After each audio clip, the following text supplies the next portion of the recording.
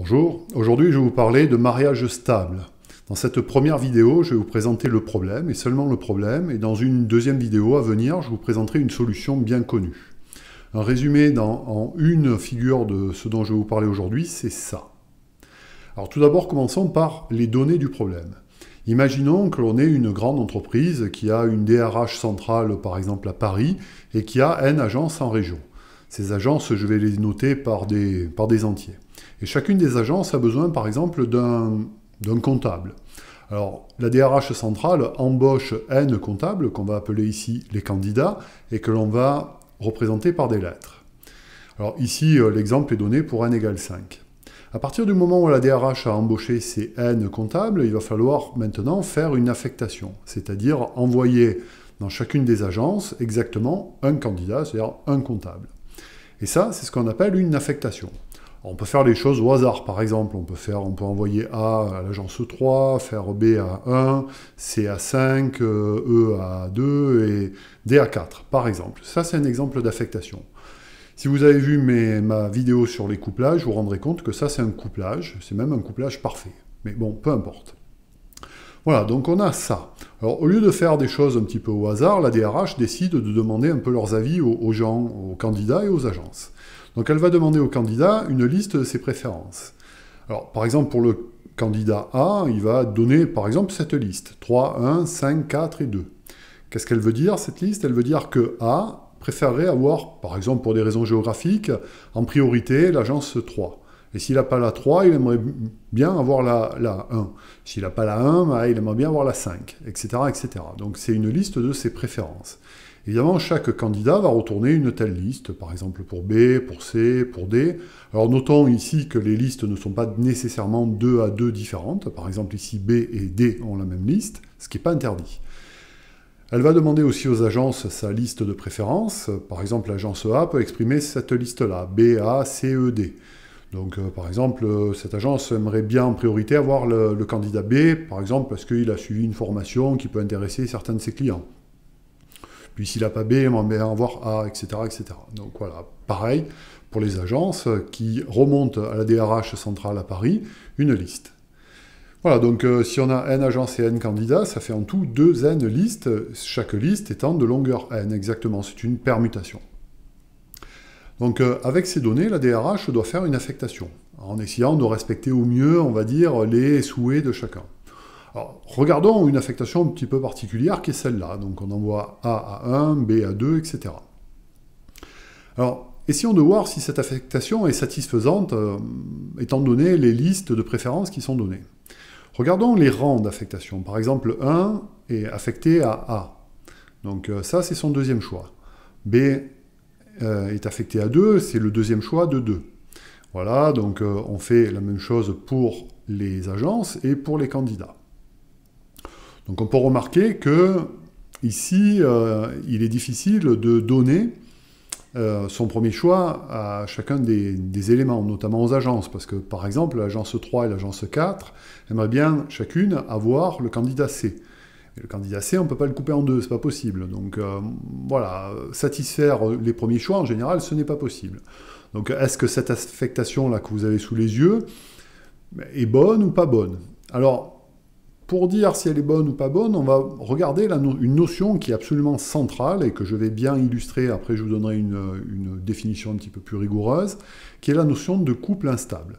Donc pour avoir un couple instable, il faut d'abord une affectation, il faut avoir les listes de préférences, et voilà un exemple de couple instable. Donc c'est un couple agence-candidat qui ne sont pas affectés l'un à l'autre, comme par exemple C et 2, donc C n'est pas affecté à 2, et dans cette affectation, c'est un couple instable. Pourquoi? Parce que si on regarde la liste de préférence de 2, C arrive avant, est un choix qui est meilleur pour 2 que celui auquel il est affecté. Et en même temps, si on regarde C, la place de 2 dans les choix de C, eh bien 2 arrive avant l'agence à laquelle C est affecté. Donc si on oublie tout le reste, ça donne ça. Et ça veut dire que quelque part, 2 et C ont eu une affectation, mais qu'on pourrait quand même faire mieux localement pour eux, en affectant 2 à C. Donc ça, c'est typiquement ce que l'on appelle un couple instable. Revenons à nos données initiales, et voici un autre exemple de couple instable, qui est C5. Alors, où se trouve C dans les choix de 5? Eh bien, il se trouve avant le candidat auquel 5 a été affecté, puisque c'est son dernier candidat auquel il a été affecté. Et regardons 5 dans le choix de C. Eh bien, c'est son premier choix. Donc, si on oublie tout le reste, ça donne ça. Voilà encore un couple instable, c'est-à-dire que dans cette affectation, eh bien, 5 et C préféreraient être mariés l'un à l'autre plutôt que mariés, si vous voulez, pour reprendre le vocabulaire initial, que être mariés à 3 et E respectivement. Donc, un couple instable, qu'est-ce que c'est? Eh bien, essayons de donner une définition un petit peu plus rigoureuse, on va dire. Donc, d'un côté, on a un certain nombre d'agences, de l'autre côté, un certain nombre de candidats. On a une affectation, alors elle est ce qu'elle est, hein, peu importe. Mais en tout cas, pour X, on va avoir cette liste-là, c'est-à-dire que J arrive dans sa liste des choix avant I, qui est l'agence à laquelle X est affecté. Et pour J, on a quelque chose de similaire, c'est-à-dire que X est préféré à Y, qui est le candidat auquel J est affecté. Eh bien, XJ, dans ce cas-là, forme un couple instable, dans la mesure où on a ces rangs d'affectation ici.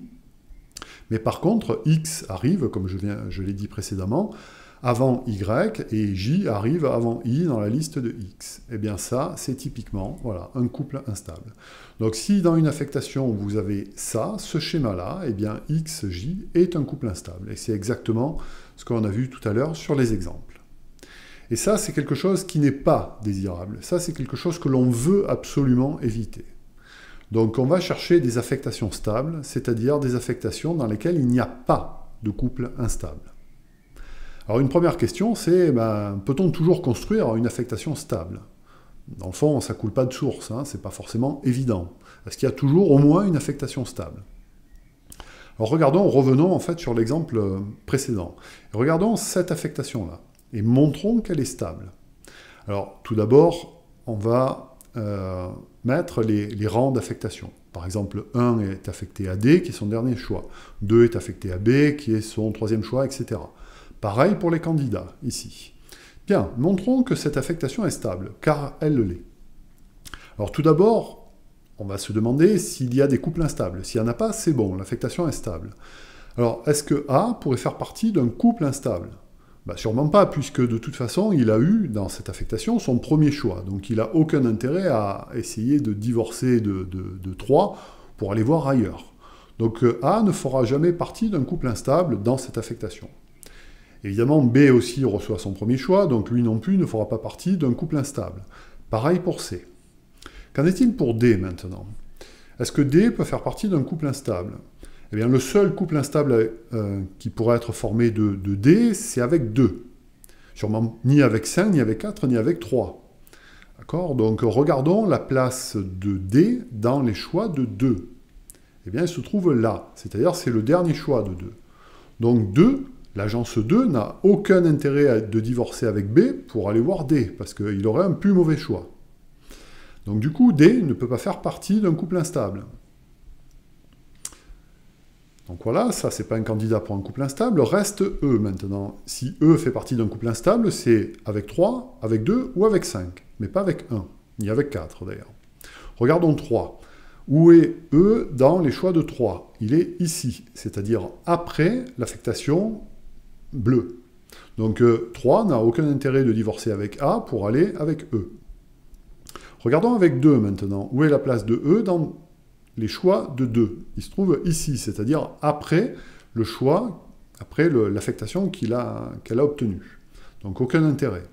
Regardons pour 5 maintenant. Alors pour 5, E est son dernier choix, donc 5 n'a aucun intérêt à divorcer pour aller avec E.